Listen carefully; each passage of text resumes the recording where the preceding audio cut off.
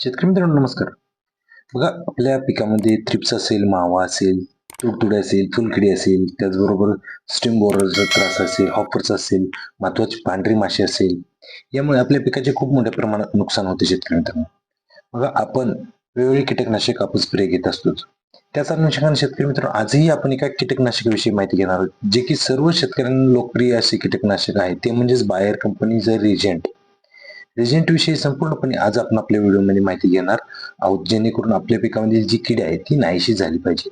शेतकरी मित्रांनो रिजेंटविषयी माहिती घेत असताना आपण त्यामध्ये घटक असेल, मोड ऑफ ॲक्शन असेल, कोणकोणत्या पिकांवरती वापरलं पाहिजे, त्याचबरोबर कोणकोणते कीड रोग करताना दिसून येते, प्रमाण असेल, कालावधी असेल, महत्त्वाचं म्हणजे याचा कालावधी खूप वेगळा आहे तेही आपण पाहणार आहोत. प्रमाण असेल, रेन फास्टनेस असेल त्याची आणि महत्त्वाचं म्हणजे याची जी मोड ऑफ ॲक्शन आहे ती युनिक मोड ऑफ ॲक्शन आपल्याला पाहावयास मिळते. त्याचीही माहिती आज आपण आपल्या व्हिडिओमध्ये घेण्याचा प्रयत्न करणार आहोत. शेतकरी मित्रांनो, आता या बायर कंपनीच्या रिजेंट या कीटकनाशकामध्ये घटक बघितलं तर फिप्रोनिल जे की 5% आपणाला पाहावयास मिळते, जे की एस-सी फॉर्म्युलेशनमध्ये.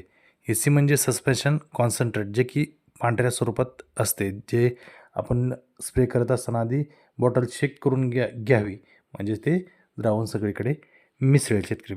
शेतकरी मित्रांनो, आता याच्या मोड ऑफ ॲक्शनचा जर विचार केला तर एक ब्रॉड स्पेक्ट्रम इन्सेक्टिसाईड आहे. म्हणजेच काय, फिप्रोनिल एक ब्रॉड स्पेक्ट्रम एका किडीवर नसून अनेक किडींवरती चांगल्या प्रकारे काम करणारे हे कीटकनाशक आहे. त्याचबरोबर शेतकरी मित्रांनो, हे कॉन्टॅक्ट इन्सेक्टिसाईड आहे. म्हणजे आपण स्प्रे केल्यानंतर किडींच्या जर ते कॉन्टॅक्टमध्ये आलं, आपण स्प्रे केल्यानंतर त्या किडींवरती स्प्रे झाला किंवा त्यांना तोंडावाटे जर आत गेलं तर ते त्या ठिकाणीच मेले जातात शेतकरी मित्रांनो. त्याचबरोबर शेतकरी मित्रांनो, यामध्ये युनिक मोड ऑफ ॲक्शन म्हटल्याप्रमाणे बघा, हे इंजेक्शन ॲक्टिव्हिटी आपल्याला पाहावयास मिळते. आता हे इंजेक्शन ॲक्टिव्हिटी काय आहे बघा बघा पचनक्रियेची पहिली पायरी म्हणजेच काय, तर ते तोंडावाटे अन्न ग्रहण करतात कीड. अन्न ग्रहण केल्यानंतर ते पचनसंस्थेत जातं. त्यामुळे ते काय होतं, त्या ठिकाणी ते अन्न इतर ज्या किडींच्या पचनक्रिया आहेत त्याकडे पाठवले जातं, त्या वेगवेगळ्या संस्थेकडे पाठवलं जातं. बघा, हे तोंडावाटे आत गेलं जातं. तोंडावाटे आत गेल्यानंतर ते पचनक्रियेमध्ये हे औषध जातं. औषध गेल्यानंतर ते इतर ज्या मज्जासंस्था आहेत त्यावरती ते अटॅक करतं आणि त्या नर्व्हस सिस्टीमवरती अटॅक केल्यानंतर त्यांना पॅरालाइज होतात त्या कीड आणि त्या ठिकाणीच मेले जातात. त्याचबरोबर ते इतर अन्न ग्रहण करता येत नाही त्यांना. त्यामुळे त्या ठिकाणी ते उपाशी असल्यामुळे त्याच ठिकाणी त्या मेल्या जातात शेतकऱ्यांमध्ये. त्यामुळे याचा चांगल्या प्रकारे फायदा आपल्याला झालेला दिसून येतो शेतकरी मित्रांनो, आता हे कोणकोणत्या किडींवरती प्रभाव दिसून येतो, तर बघा थ्रिप्स.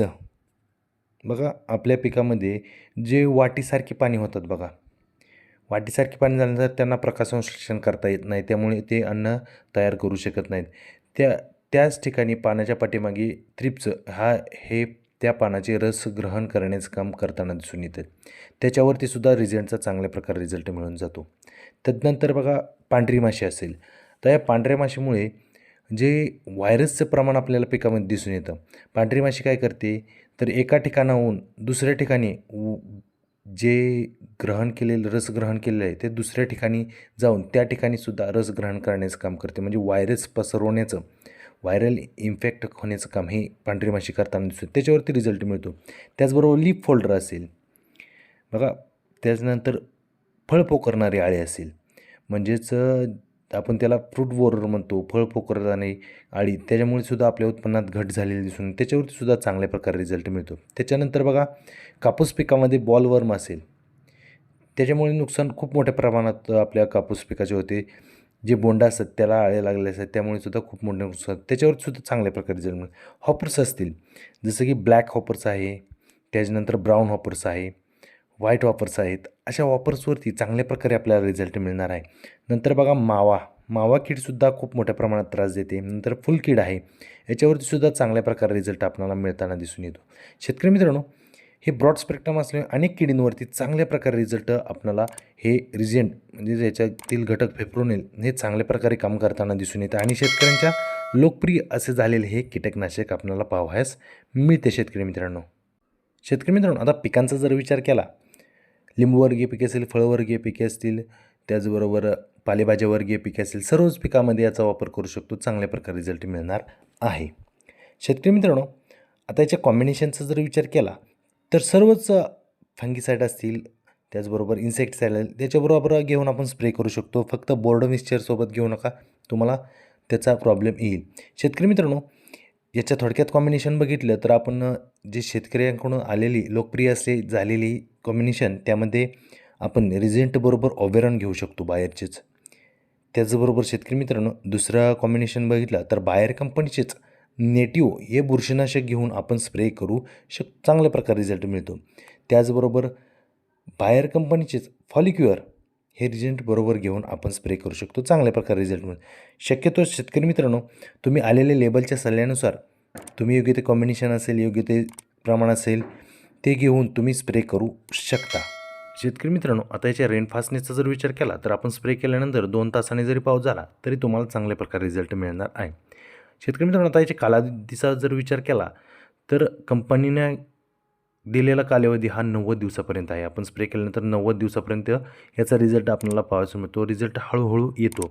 परंतु शेतकरी मित्रांनो, आपण या ठिकाणी जी माहिती देतो ते फक्त तुम्हाला समजण्यासाठी आपण माहिती देत असतो. तुम्ही आलेल्या लेबलच्या सल्ल्यानुसार, लेबल क्लेमनुसार योग्य ते प्रमाण असेल, योग्य ते स्टेज असेल, योग्य ते कॉम्बिनेशन असेल, योग्य ते कालावधी असेल, तो विचार करून घ्या.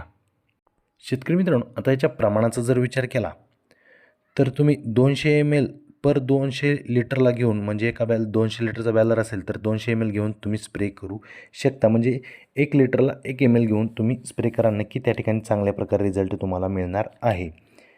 शेतकरी मित्रांनो, आता किमतीचा जर विचार केला तर किमती मार्केटनुसार कमी जास्त होतात.